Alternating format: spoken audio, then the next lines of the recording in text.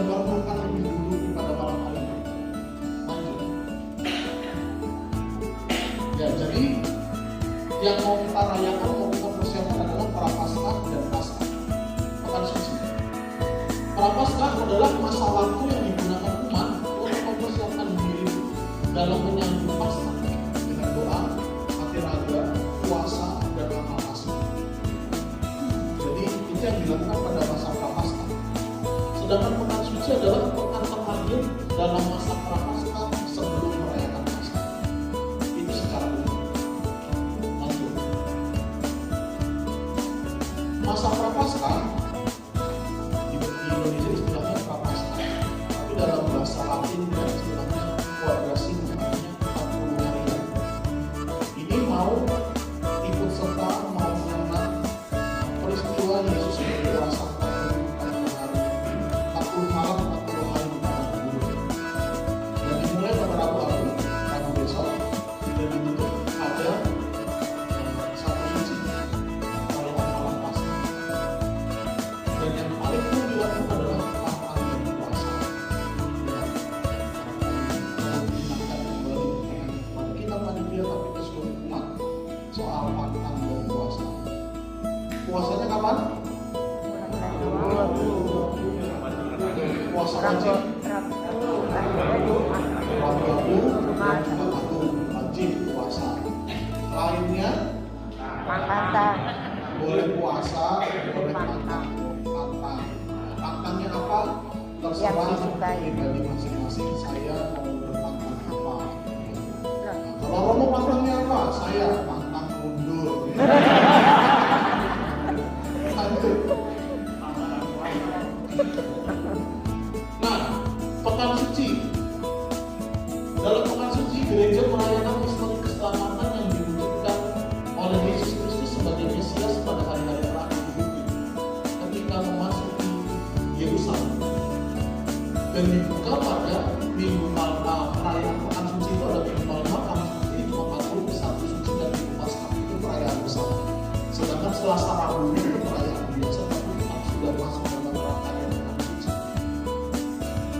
Dan kita sebagai panitia bertugas mengantar umat untuk mengikuti merenungkan dan menangkap peristiwa sengsara Yesus Kristus. Maka pada pekan suci gereja melarang kegiatan yang bisa mengagumkan permenungan umat itu. Maka sebisa mungkin dalam satu minggu itu tidak ada perkawinan, tidak ada pesta-pesta pemberkatan umat, pesta ulang tahun, pokoknya perayaan suci. Kalau bisa yang meninggal juga tidak dulu saja. Ya, kalau meninggal meninggalkan boleh, jangan takut meninggal. Hanya untuk yang berkaitan dengan perayaan-perayaan ini dilarang. Sebisa mungkin tidak ada selama satu minggu karena kita fokusnya masuk dalam pemenuhan kisah sengsara Yesus. Ini pekan suci. Lanjut. Kita mulai dengan Minggu Palma.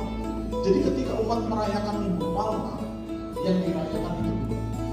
Yang pertama, perayaan Yesus memasuki Yerusalem dengan perayaan pemberkatan daun palma. Dan ini suasananya meriah. Semua orang bersuka cita, musiknya megah. Semuanya ini menunjukkan bagaimana Yesus yang disambut di dalam kota Yerusalem. Lalu bagian yang kedua, perayaannya masuk dalam pengantar untuk memasuki pekan suci. Jadi bacaan yang dibaca adalah kisah sengsara Tuhan Yesus. Dan biasanya ini pasio yang dibacakan, bukan dinyanyikan. Jadi ada dua perayaan.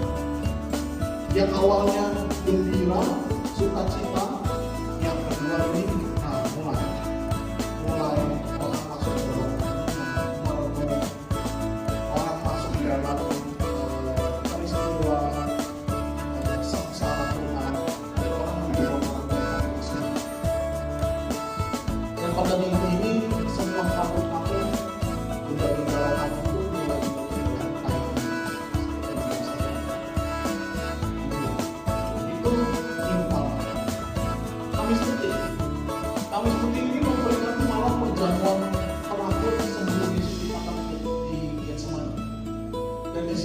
Yesus menerapkan yang namanya Ekaristi yang sampai hari ini kita lakukan. Jadi kalau orang bertanya kapan Ekaristi dimulai atau dibuat, ya jawabannya ya Kamis Putih pada malam perjamuan terakhir. Yesus mengajak seluruh para muridnya untuk perjamuan malam terakhir. Perjamuan malam terakhir itu memang gaya khas Paskah Yahudi, tetapi Yesus mengubah caranya, bukan dengan gaya Paskah Yahudi, tapi dengan gaya Yesus sendiri. Jadi kalau Bapak Ibu kita mendengar cerita tentang bagaimana Paskah sejak keluaran bangsa Israel dari Mesir, kurang lebih mirip-mirip, cuma diubah sama Yesus. Tapi doa-doanya dalam itu kurang lebih mirip. Nah, lalu apa yang kita rayakan? Yang pertama, pembasuhan kaki. Maka nanti pasti harus mencari 12 rasul. Itu nanti bisa diucapkan kepada besar. Dari mana ini rasul-rasul? Kalau belah semua, perempuan boleh sekali. Lalu yang kedua, perayaan Ekaristi. Dan perayaan Ekaristi itu nanti ditutup dengan pernikahan sakral Markus, tabernakel kosong. Nah, Kamis Putih ini yang tadinya perayaan lagu yang meriah, biasanya setelah kemuliaan lalu ini. Tabernakel kosong artinya ini ibarat tempat kosong. Yesus yang berdoa, Yesus yang semua. Lalu yang terakhir setelah pernikahan sakral Markus, bukan menggunakan monstran. Kita tahu monstran itu yang begitu besar itu, tapi menggunakan simbolik sebagai tanda bahwa kalau monstran itu adalah menunjukkan Yesus yang sakramen Markus ini sebagai yang megah, raja yang mulia. Tapi diangkat sekarang kalau Kamis Putih dibawa dengan simbolik, lambang kemanusiaan, lambang kerendahan, bahwa manusia itu direndahkan dengan simbol-simbol. Nah, lalu setelah itu ada teguran. Teguran adalah ajakan kepada umat untuk kita ambil bagian atau bersama-sama dengan Yesus, mau menemani Yesus di Taman Getsemani. Maka nanti prosesnya seperti apa, silahkan ditanyakan, dibicarakan dengan besar, mau seperti apa. Dan di situ kita mulai merenungkan perbuatan batin Yesus. Inilah indahnya gereja Katolik, karena melihat bahwa Yesus itu sungguh-sungguh Allah, tapi juga sungguh-sungguh manusia. Dia manusia seperti kita yang punya pergulatan batin juga. Bayangkan di Taman Getsemani Yesus berdoa. Dia berdoa saking takutnya sampai tetesan air mata keringatnya itu seperti tetesan darah. Dia tahu apa yang harus terjadi dan dia takut sedemikian rupa. Itu sama seperti kita, sangat manusiawi sekali. Lalu di situ dia bisa mengatakan, kalau boleh cawannya dikenal dari belakang, tapi biarlah terjadi sesuai dengan lihat Yesus juga menyerah. Sangat-sangat manusiawi dan perbuatan batin itulah yang coba kita renungkan pada perayaan Kamis Putih.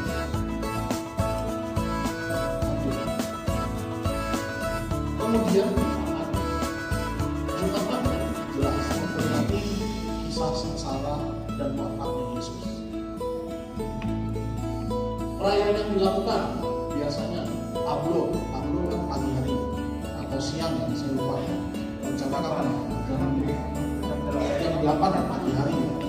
Artinya seperti proses penyalipan pun dilakukan pada jam 8 pagi hari. Dari matahari terbit itu Yesus sudah mulai digiring untuk ke Pilatus, lalu nanti dioper-oper terus sampai nanti sekitar kurang lebih jam 10 itu Yesus mulai memanggul salib. Ceritakan kurang lebih cerita sejarahnya. Lalu kemudian nanti jam 12 Yesus disalibkan, bertahan sampai jam 3 sore, disitulah Yesus wafat. Kisahnya begitu. Maka tablo menjadi saran bagi kita semua untuk merenungkan bagaimana kekejaman yang dialami oleh Yesus supaya membawa kita lebih dalam masuk dalam penderitaan yang dialami Yesus. Dan penderitaan itu untuk siapa saja? Kita manusia, dosa-dosa yang kita percaya. Lalu setelah tablo yang ada juga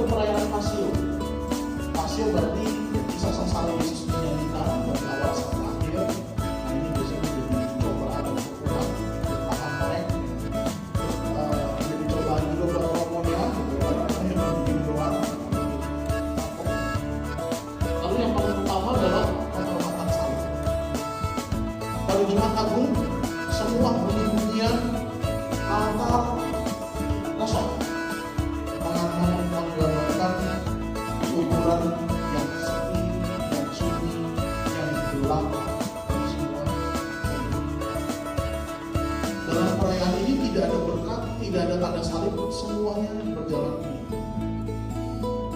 Lalu kemudian, ya di sini tidak saya tulis, tapi yang umum kita lakukan itu komuni.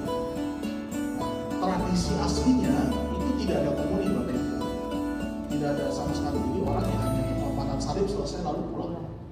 Tapi orang Indonesia itu unik ya. Lalu bilang kalau kumpul nggak makan tuh kurang afdol. Nah, maka Ekaristi walaupun ada kami minta hosti juga. Maka ada pembagian komuni walaupun tidak ada perayaan Ekaristi. Jadi sungguh-sungguh hening, sungguh-sungguh sepi suasananya. Khidmat, agung, kehening, merasa hening, tapi bukan hening yang mencekam, tapi hening yang agung. Gimana tuh bahasa itu? Itu pengalaman ini nanti. Kalau Bapak Ibu bermalam di kuburan itu hening tapi mencekam. Apalagi kalau bapak-bapak tahu istrinya diem aja sepanjang hari. Ini ada apa? Ini lebih mencekam kalau kuburan ini. Tapi ini hening, hening yang sabun, hening yang kusuk, yang hikmat, yang membuat kita berdoa kepada mengingat peristiwa kita. Maka sepanjang hari kita diajak untuk mengikuti dan merenungkan detik demi detik apa yang dikatakan Yesus. Maka ya kita mempersiapkan kata-katanya semuanya mempersiapkan lagu, mempersiapkan misa sampai selesai ibadah. Gak ada kalau hari Jumat itu tidak ada istilahnya misa Jumat Agung, gak ada. Adanya ibadah Jumat Agung. Karena kita tidak mengadakan perayaan Ekaristi di hari Jumat Agung, hanya ibadah. Dan ini kita sungguh-sungguh merenungkan. Semuanya sepi, kosong, gak ada apa-apa. Itu ibarat iman kita juga. Jadi kalau kita merenungkan, mencari Tuhan itu ya seperti datang ke kuburan Yesus itu, sepi, semuanya gak ada apa-apa, kosong. Tapi ya tadi, kosong yang bermakna, kosong yang mendalam, dan itu yang kita cari. Itu cuma lagu. Lanjut. Peristiwa keempat adalah Sabtu Suci. Sabtu Suci ini banyak istilahnya ya. Sabtu Suci, ada yang bentuknya malam Paskah, ada yang namanya Vigili Paskah. Kalau Vigili Paskah itu artinya adalah malam berjaga-jaga bersama Yesus yang akan bangkit. Jadi pada malam Paskah ini umat diajak untuk menantikan Yesus yang bangkit. Maka perayaan Ekaristi dimulai dengan upacara cahaya. Semuanya gelap seperti kuburan tadi. Semuanya hening, gak ada lagu, gak ada suara dan sebagainya, semuanya. Lalu kemudian dari upacara cahaya itu digambarkan seperti Yesus itu berlilin Paskah. Hanya satu, lalu dia menyala, Tuhan bangkit, lalu menerangi seluruh umat yang hadir dengan lilin-lilin KPK. Ini menjadi tanda bahwa Yesus dari satu lilin bisa menghidupkan semua atau banyak lilin, dan dari lilin itu kemudian gereja menjadi. Maka kehadiran kita semua yang menjadi bagian dalam perayaan itu menjadi terang Kristus dimanapun kita berada. Lalu selain upacara cahaya pemberkatan lilin Paskah, lalu ada liturgi sabda. Ini kisah tentang karya keselamatan Tuhan dari kisah penciptaan sampai Yesus. Maka yang asli bacaannya itu ada 9. Biasanya kalau sekarang supaya menghemat waktu, umat nggak terlalu bosan, dipotong jadi cuma 5 bacaan. Aslinya 9. Dan kalau perlu dinyanyikan semuanya. Nah ini nggak dipotong, 5 dibacakan. Lalu kemudian setelah liturgi Paskah sabda, lalu ada liturgi baptis. Aslinya dari liturgi baptis. Jadi ya mereka tradisi gereja mengatakan mereka yang dibaptis ini, mereka artinya mereka mati bersama Kristus dan pada akhirnya akan bangkit pula bersama Kristus. Maka mereka meninggalkan hidup yang lama lalu hidup kembali dengan hidup yang baru. Tradisinya demikian. Tapi sejauh saya tahu tradisi di malam ini pembaptisannya dipisah. Tapi pada malam Paskah ini biasanya sudah dibaptis pukul 7 pagi. Kenapa kalau diikutkan dengan upacara baptis ini berapa?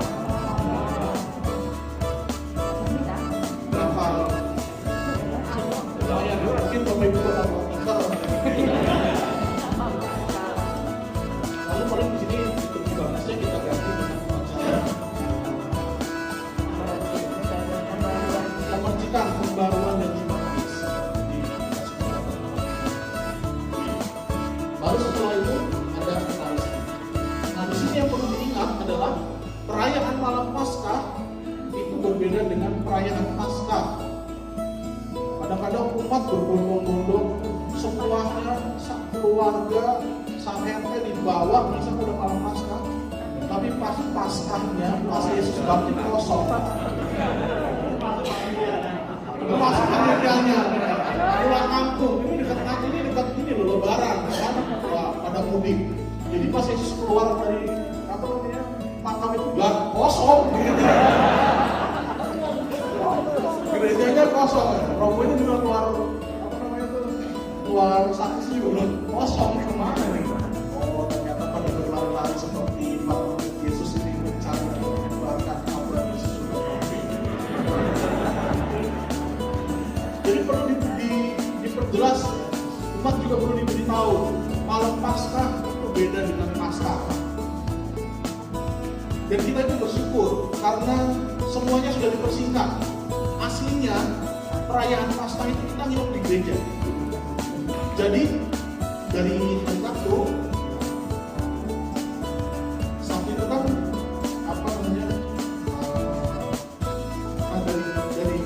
dari Sabtu itu biasanya setelah matahari terbenam kita ada misa. Lalu umat diminta untuk berdoa semakin kuburan itu sampai jam 3 pagi. Lalu jam 3 pagi itu kita misa khusus karena kita percaya Yesus itu bangkit jam 3 pagi. Nah, setelah Yesus bangkit kita misa jam 3 pagi. Jam 6 pagi itu ada misa lagi, misa Paskah. Yesus sudah bangkit. Nanti jam 12 siang itu ada perayaan lagi, misa lagi, dan itu beda lagi. Sampai sore beda lagi. Nah, itu perayaan Paskah yang sebenarnya. Tapi karena di Indonesia ini ya sudah umatnya banyak, misanya harus dibagi-bagi, maka nggak mungkin untuk merayakan itu semua. Jadi cuma malam Paskah lalu dipotong ke Paskah pagi. Jadi bacaan Paskah pagi dengan Paskah sore itu udah beda bacaan. Kalau pagi itu Yesus bangkit, Maria Magdalena dan Maria yang lain ini mengunjungi makam Yesus dan batu sudah terguling. Kalau sore itu biasanya para murid ini udah kisah Emmaus, murid yang sudah pulang lalu ketemu dengan Yesus. Jadi perayaannya itu panjang. Nah, ini Minggu Paskah. Minggu Paskah adalah puncak seluruh pekan suci. Minggu Paskah merayakan kebangkitan Kristus. Jadi kebangkitannya baru dirayakan pada Minggu Paskah. Malam Paskahnya itu malam Injil Paskah ini hanya malam berjaga-jaga menantikan Yesus yang mati. Beda. Maka seluruh umat diajak bersuka-cita karena Kristus telah bangkit. Itulah Minggu Paskah. Yang menarik adalah kadang-kadang memang yang terjadi Minggu Paskah ini misalnya biasa. Sama seperti misa-misa yang lain. Tidak ada upacara khusus. Ya udah misa seperti misa imbuhan. Paling yang membedakan ada sekuensi Paskah. Misalkan anak-anak lalu bagi-bagi bingkisan itu yang ambil anaknya ibunya yang minta.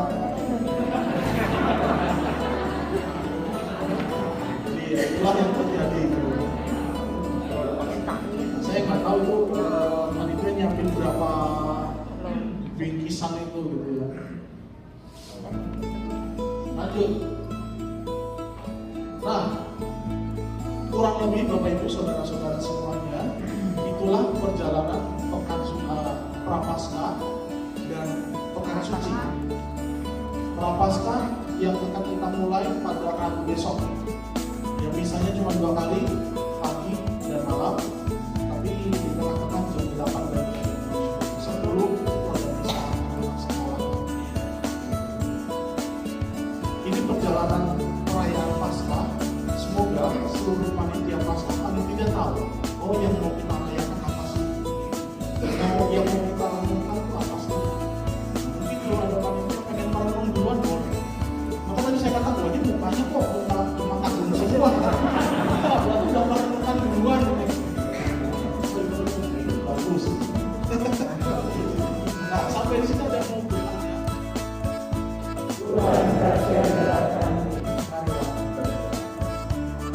Ya Bapa yang Maha Pengasih dan Penyayang, dalam kebijaksanaan Engkau melengkapi umat dengan aneka jabatan serta tugas dalam jemaat. Kami mohon semoga karena daya sabdamu yang akan kami dengarkan hari ini, semua panitia Paskah khususnya yang akan kau berkati ini semakin mantap menjalankan tugas pengabdian dari Kristus Tuhan dan antara kami yang bersatu dengan Engkau dalam Roh Kudus, hidup dan berkuasa kini dan sepanjang segala masa. Amin. Silakan dulu. Kepada mereka. Tetapi menurut kamu siapakah aku ini? Maka Petrus menjawab, Engkaulah Mesias. Dan Yesus melarang mereka dengan keras supaya jangan memberitahukan kepada siapapun tentang. Kemudian mulailah Yesus mengajarkan kepada mereka bahwa anak manusia harus menanggung banyak penderitaan. Ia akan ditolak oleh para tua-tua, imam-imam kepala, ahli-ahli Taurat, lalu dibunuh dan bangkit sesudah tiba. Hal ini dikatakannya dengan terang. Tapi Petrus menarik Yesus ke samping dan menegur. Maka berpalutlah Yesus dan sambil memandang murid-muridnya dia menyerang iblis, sebab engkau bukan memikirkan apa yang dipikirkan Allah, melainkan apa yang dipikirkan manusia.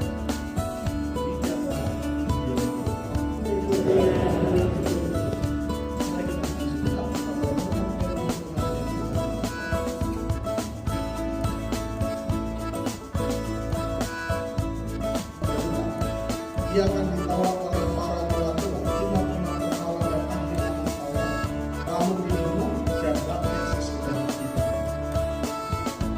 Kata-kata Yesus ini disampaikan lebih dulu kepada murid-murid 12 rasul, sebelum semua orang atau kita semua membaca kitab suci tahu peristiwa. Maka kita ada semuanya yang dari panitia Paskah, kita merenungkan bahwa kita lebih dulu tahu bahwa kita diundang oleh Tuhan untuk mempersiapkan bukan saja diri kita, tapi juga seluruh umat untuk memasuki perayaan Prapaskah dan Paskah ini. Jadi Yesus sudah memberitahukan lebih dulu kepada Anda semua. Maka semoga dengan mengetahui ini, lalu kita tahu rencana Tuhan bagaimana. Maka pada malam hari ini kita mohon kepada Tuhan bersama-sama supaya dari 2 wilayah ini, Ignatius Loyola dan juga Regina Pacis, kita dipakai oleh Tuhan untuk mengantar umat-umat yang lain dalam merenungkan kisah sengsara Kristus. Itulah saya katakan kenapa wilayah itu berbahagia, karena peristiwa Paskah adalah peristiwa puncak dari umat. Tanpa Yesus yang memberitahu wafat dan bangkit, maka tidak akan ada gereja baru. Dan kita lebih dulu dididik untuk melayani seluruh dunia. Tentu saja promonya nggak bisa bekerja sendiri, pasti begitu. Maka pasti ada beberapa dan RT yang masing-masing diri dengan organisasi mencari koordinasi panitia bagaimana ada yang begini dan maka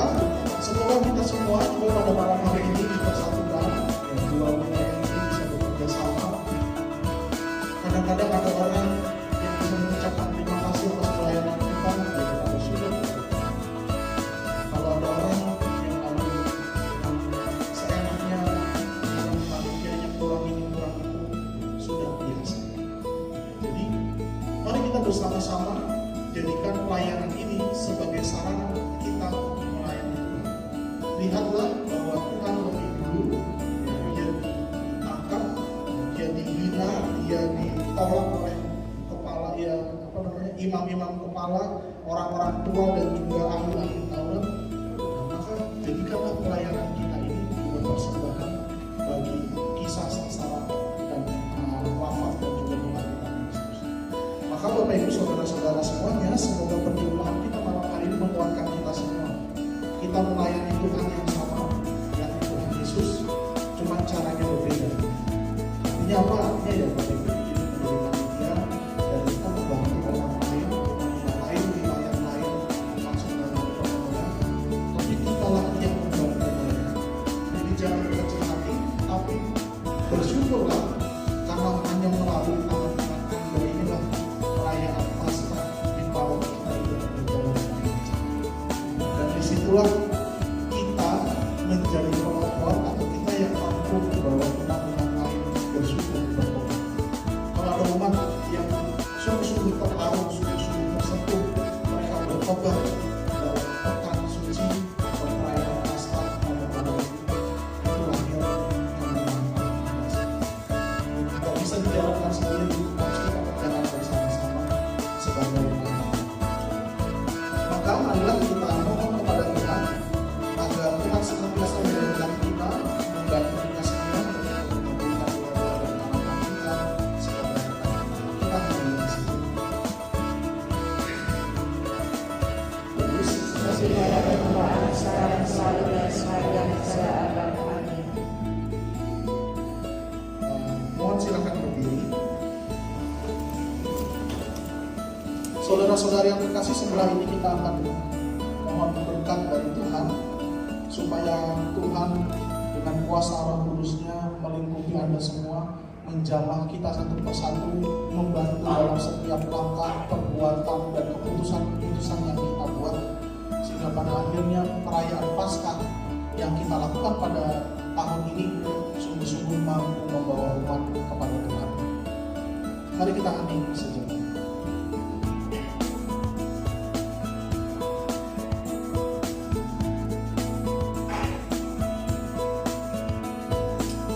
Ya Allah yang mengetahui pikiran dan hati manusia, pada hari ini Engkau memilih saudara-saudari kami ini menjadi pelayan umat. Sudilah Engkau memberkati dan menolong mereka, sebab dengan rendah hati mereka merelakan diri untuk suatu tugas pelayanan itu.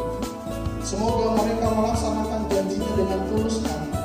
Buatlah mereka memanfaatkan pengetahuan dan keahliannya untuk menunaikan tugas sebagai pengurus gereja dengan cinta kasih dan semangat pengabdian seperti Kristus yang datang bukan untuk dilayani, melainkan untuk melayani. Teguhkanlah mereka dan berilah mereka rahmat, supaya selama menjalankan tugas sebagai panitia Paskah ini, mereka tetap setia akan kesediaan serta janji. Demi Kristus Tuhan dan pengantar.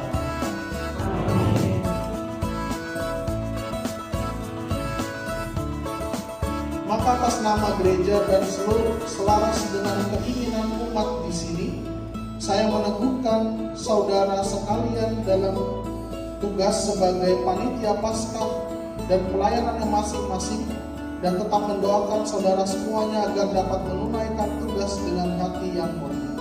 Semoga Allah memberkati saudara dalam menjalankan tugas ini dalam nama Bapa dan Putra dan Roh Kudus. Amin.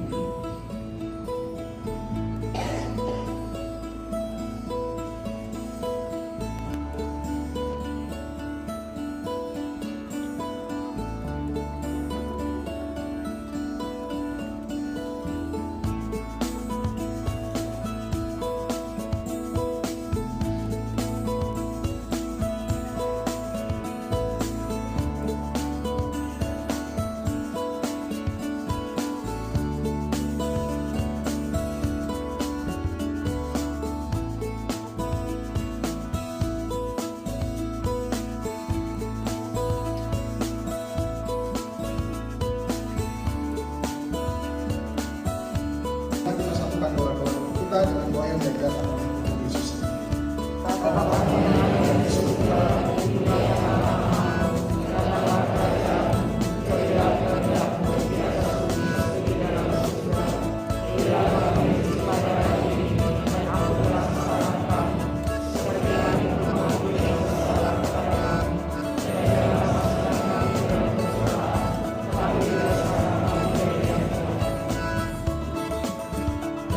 Tuhan Yesus Kristus, hari ini janji-Mu menjadi nyata.